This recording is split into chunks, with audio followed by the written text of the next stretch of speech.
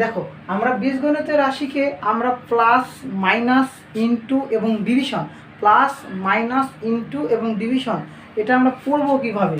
তোমাকে বলা হলো এটা কি চিহ্ন? যোগ চিহ্ন। এটার ইংলিশ নাম হচ্ছে প্লাস। এটা কি চিহ্ন? বিয়োগ চিহ্ন। এটার ইংলিশ নাম হচ্ছে মাইনাস।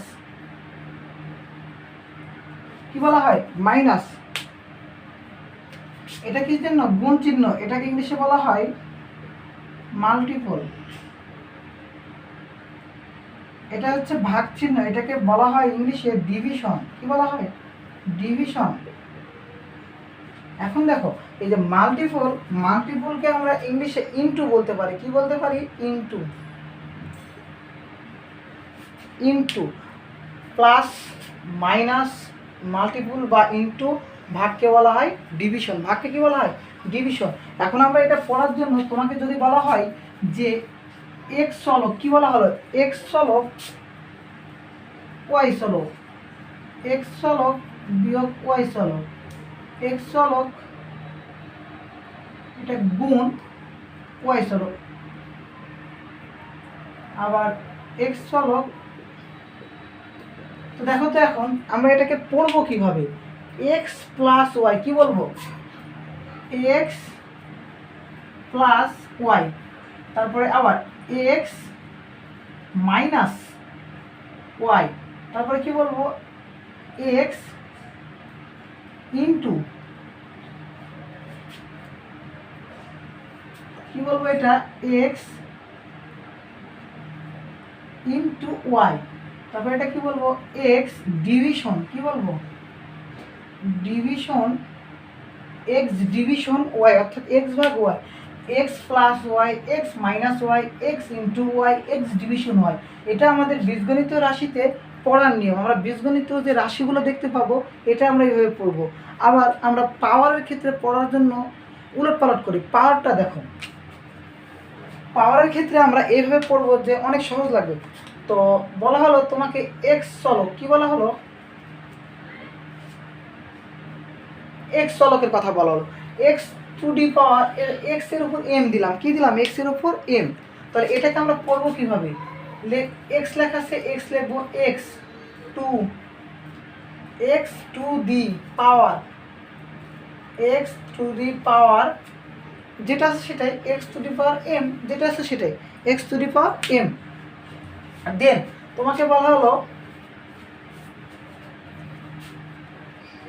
এম এর উপর এন, তাহলে কিভাবে পড়বা? M to the power n. কি বলবা? M to the, m to the power n. কি বলবা? M to the power n. Okay, এই হলো তোমাদের বীজগণিত রাশির পড়ার নিয়ম।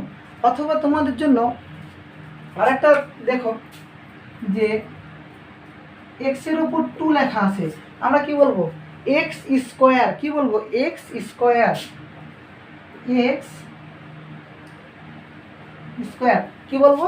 এক্স স্কোয়ার, অর্থাৎ এক্স এর উপর যদি 2 থাকে আমরা 2কে বলতে পারি স্কোয়ার। যদি এক্স এর উপর কিউ থাকে, কি বললাম? এক্স এর উপর কিউ থাকে সেটাকে আমরা কি বলবো? এক্স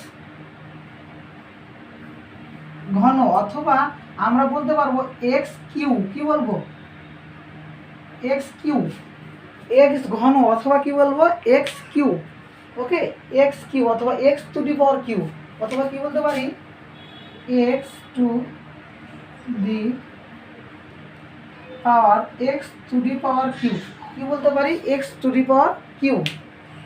এখন এরকম 4 থাকলে এক্স টু দি পাওয়ার 4, 5 থাকলে এক্স টু দি পাওয়ার 5, 10 থাকলে এক্স টু দি পাওয়ার 10, এভাবে খালি টু দি পাওয়ারটা অ্যাড করতে হবে।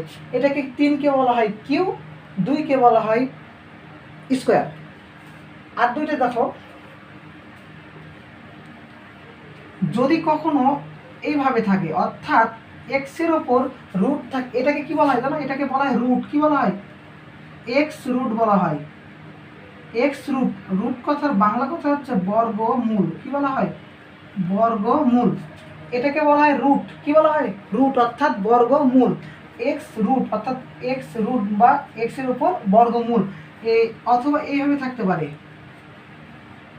এটাকে বলা হয় এক্স এটাকে বর্গমূল বলবা না, এখানে 3 বলতে কি বলেছিলাম ঘন, তাহলে এটাকে কি বলবা